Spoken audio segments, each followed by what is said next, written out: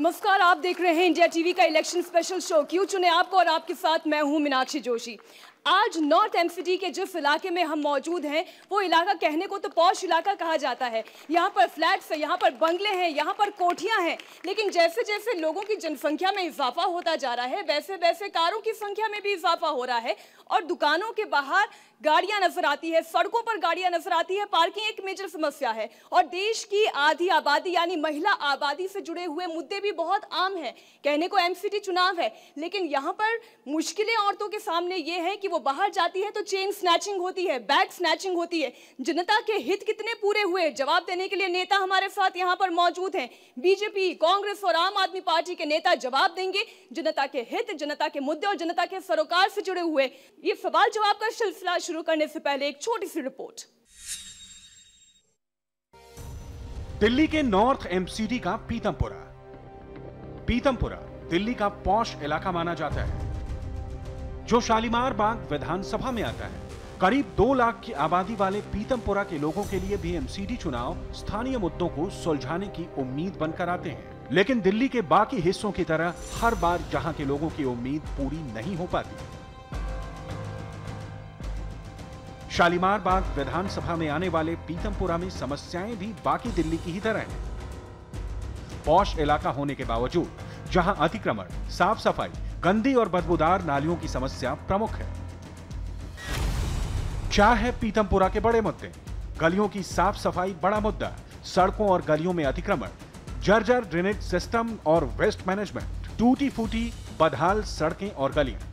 Posh इलाका होने के बावजूद भी पीतमपुरा में समस्याओं का अंबार है, लेकिन इस बार लोगों को उम्मीद है कि उनके इलाके की तस्वीर जरूर बदलेगी। किसकी होगी जीत, किसकी होगी हार, ये जनता तय करेगी। इंतजार 23 तारीख का है, लेकिन उससे पहले जरा सवाल जवाब का सिलसिला हम शुरू कर दें। तीनों ही पार्टियों के मेहमान हमारे साथ मौजूद हैं। आम आदमी पार्टी की ओर से आनंद मदान जी हमारे साथ मौजूद हैं, जरा जोरदार तालियों से स्वागत करें। Thank you. बीजेपी की ओर से अपना पक्ष रखने के लिए हमारे साथ रेखा गुप्ता जी मंच पर मौजूद हैं। बहुत बहुत स्वागत है आपका Rekha ji. Thank you so much. और इसी के साथ कांग्रेस की ओर से हमारे साथ चमनलाल शर्मा जी मौजूद हैं। एक बार जोरदार तालियां हो जाए चमनलाल जी के लिए। धन्यवाद धन्यवाद धन्यवाद। तो मेरा पहला सवाल आम आदमी पार्टी से ही क्यों ना शुरू कर दूं, क्योंकि आम आदमी पार्टी इस वक्त दिल्ली की सत्ता पर काबिज है। बहुत सारे आरोपों से भी आप घिरे हुए हैं। क्या वजह है कि राजौरी गार्डन लग रहा था कि आप जीत जाएंगे लेकिन हार गए? आम आदमी पार्टी हार जीत के लिए नहीं बनी। हम यहाँ हारने जीतने के लिए सत्ता लेने नहीं आए। हम तो संघर्ष से बनी पार्टी हैं, संघर्ष करते रहेंगे, जीतने पे भी, हारने पर भी और जीत के बाद भी। सवाल बीजेपी पर उठने चाहिए क्योंकि 10 साल से तो बीजेपी का राज है एमसीडी में।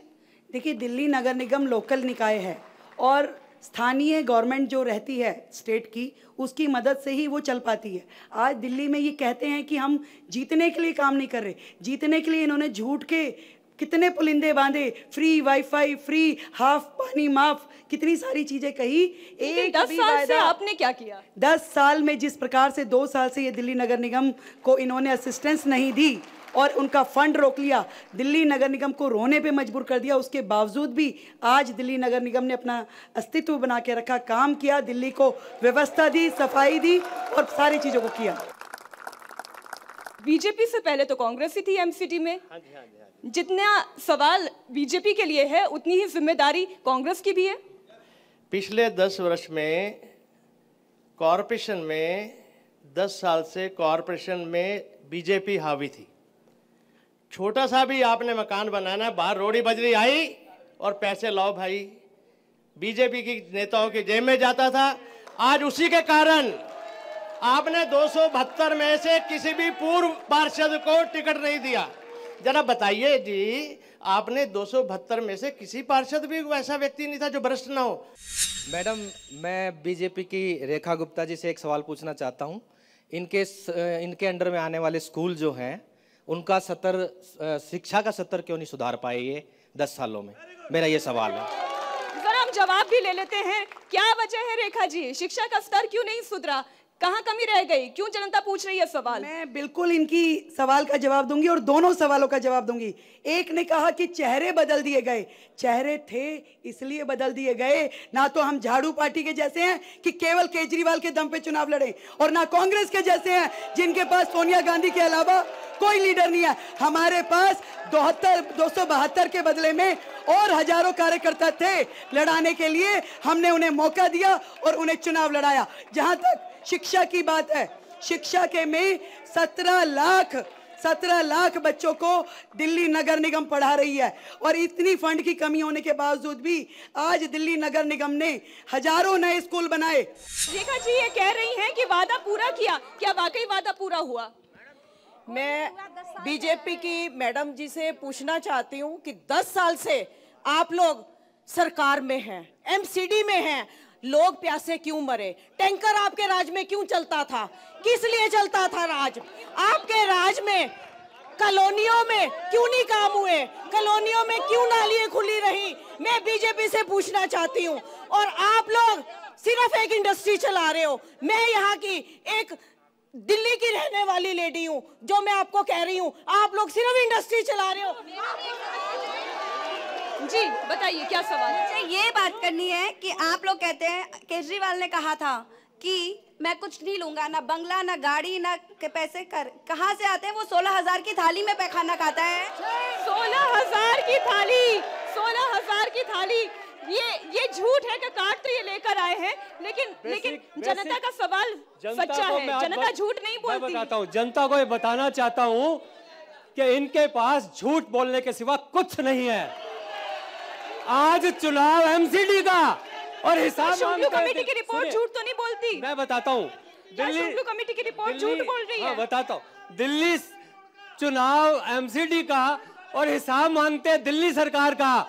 दिल्ली सरकार का मैं हिसाब देता हूँ, आप एमसीडी के 10 साल का हिसाब दो हिसाब। आओ बताओ क्या काम किया आपने 10 साल में। मैं बताता हूँ आपको। रेखा जी आनंद जी पर आरोप लगा रही हैं, आनंद जी रेखा जी पर आरोप लगा रहे हैं, आप बड़े शांत खड़े हैं। स्कूलों के बारे में अभी बहुत बड़ी होर्डिंग लगी है कि वहां पर कैमरे लगाए जाएंगे, नगर निगम के स्कूलों का स्तर ऊंचा किया जाएगा। मैं पूछना चाहता हूं बहन जी से, पिछले 5 सालों में 1,35,000 बच्चे लोगों ने एमसीडी के स्कूलों से निकलवा लिए।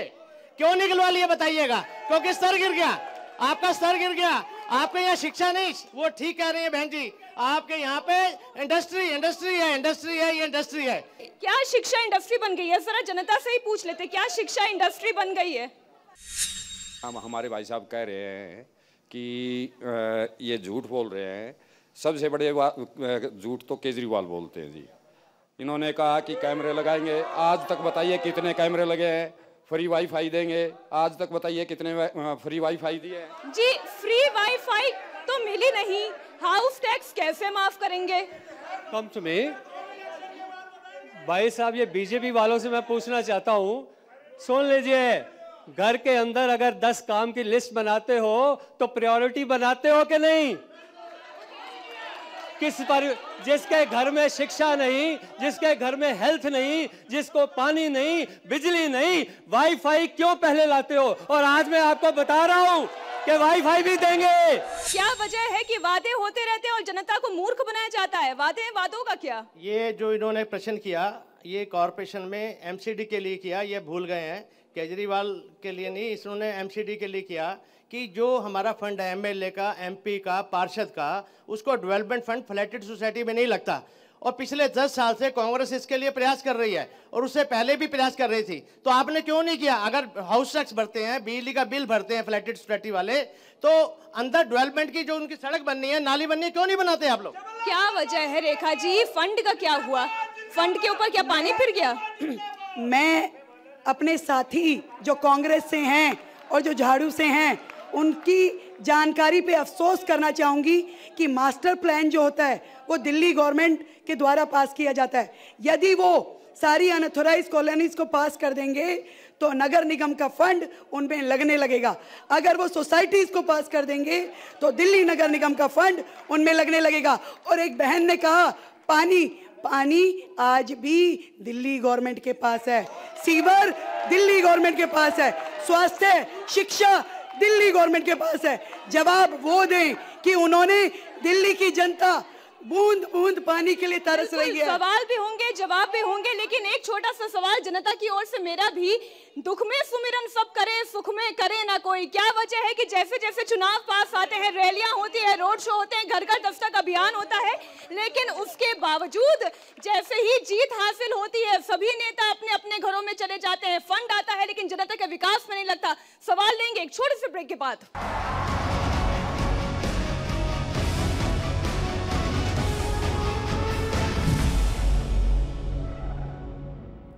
ब्रेक के बाद एक बार फिर आपका स्वागत है। आप देख रहे हैं क्यों चुने आपको, और यहाँ की जनता हमारे साथ मौजूद है, पीतमपुरा की जनता जो सवाल पूछ रही है, और तीनों दलों के नेता यहाँ पर हमारे साथ इस मंच पर मौजूद हैं। मेरा पहला सवाल आम आदमी पार्टी से कि क्या वजह है कि लोकल मुद्दों को लोग भूलते चले जा रहे हैं? यस, मैं भी यही कहना चाहता हूँ। कारपोरेशन के इलेक्शन है और मोदी मोदी मोदी तुम्हारे, क्या आपको डर लगता है मोदी के नाम से? क्या आपको डर लगता है मोदी के नाम से? हाँ, इनके पास कोई विकास नहीं। आप हाँ बोल रहे हैं, आपको डर लगता है मोदी के नाम से? मैं कह रहा हूँ अगर 10 साल से कौन था ये तो बताओ। कारपोरेशन के इलेक्शन में सेंटर की बातें करेंगे क्योंकि इनके पास कोई मुद्दा नहीं है। क्या वजह है कि लोकल मुद्दों को भूलकर आप बात कर रहे हैं नेशनल लेवल इश्यूज की? देखिए, बड़ी सुंदर बात कही हमारे आपके साथी ने कि 10 साल से बीजेपी है। पहली बार अच्छे काम किए तो दूसरी बार जीती, दूसरी बार अच्छे काम किए निश्चित रूप से तीसरी बार जीतेंगे। इनसे पूछो कि ये क्या करने वाले हैं। 2 साल में ही टाई फिश हो गई है, 2 साल में ही इनकी जमानतें जब्त हो रही हैं सारे प्रदेशों में। यहाँ पर 2 पार्टीज आपस में लड़ रही हैं, ऐसा लग रहा है कि कंपटीशन में आपको कहीं गिन नहीं रही हैं। मैं दिल्ली की एक बात करना चाहता था, भ्रष्टाचार की, क्योंकि 10 साल तक एमसीडी में राज किया है कॉरपोरेशन में। श्री राम इंस्टीट्यूट है, एक इंडिपेंडेंट संस्था है जो दूसरे प्रदेशों से वाहन आते हैं, उसमें आपने देखा होगा कि हर जगह नाकेबंदी लगी होती है। उसमें जो दूसरे प्रदेशों से वाहन आते हैं 1922 करोड़ रुपए जो है इन्होंने ऑडिट रिपोर्ट में, जो कॉर्पोरेशन की रिपोर्ट में बताया, जबकि 2 नंबर की रिपोर्ट जो इन्हीं के साथियों ने बताई कॉर्पोरेशन। तो चमन लाल जी, एक बात बता दीजिए, आपको नकार क्यों दिया फिर दिल्ली की जनता ने? अगर सारे जनता के हित और जनता के मुद्दे आपने उठाए तो क्या वजह है कि जनता ने आपको नकार दिया? कहीं नहीं निकारा। किसने कहा निकारा? वो एक बारी तो गलती से हो गई, भूल हो गई, जो हम पार्टी को चुन लिया। सबसे अहम प्रश्न है कि चुनाव के समय में सारी राजनीति पार्टियां अपने अपने वायदे लेकर के आती है, चुनाव जीतती है, चली जाती है। क्या जनता की सुध लेने के लिए कोई पार्टी दोबारा उनके घर जाती है? इनकी बात सुनकर तो ये लग रहा है, चाहे वो आम आदमी पार्टी हो, चाहे वो बीजेपी हो या वो हो कांग्रेस, नाराजगी इन तीनों ही दलों से है, क्योंकि आपसी खींचतान में ऐसी लगती है कि भूल जाती है जनता के मुद्दे। भाई साहब ने ठीक कहा है, कॉरपोरेशन के सारे मुद्दे जो इन्होंने गिनाए हैं, कॉरपोरेशन में हम पहली बार आ रहे हैं। माइंड इट, ये जिम्मेवारी इन दोनों की है। आने तो दो। सोसाइटी 60 सोसाइटियां गिनवाई हैं भाई साहब ने। पहली बार आम आदमी पार्टी ने कैंडिडेट दिया जो सोसाइटी के फ्लैट में रहता है। तीनों ही दल अपनी अपनी जीत के दावे कर रहे हैं, लेकिन जीत किसकी होगी, हार किसके खाते में जाएगी, ये देखना दिलचस्प होगा। इंतजार करिए 23 तारीख का जब होंगे चुनाव और 26 तारीख का जब आएंगे नतीजे। आज क्यों चुने आपको में पीतमपुरा से बस इतना ही। एक बार फिर होगी आपसे मुलाकात किसी नए क्षेत्र में, तब तक के लिए दीजिए इजाजत। नमस्कार।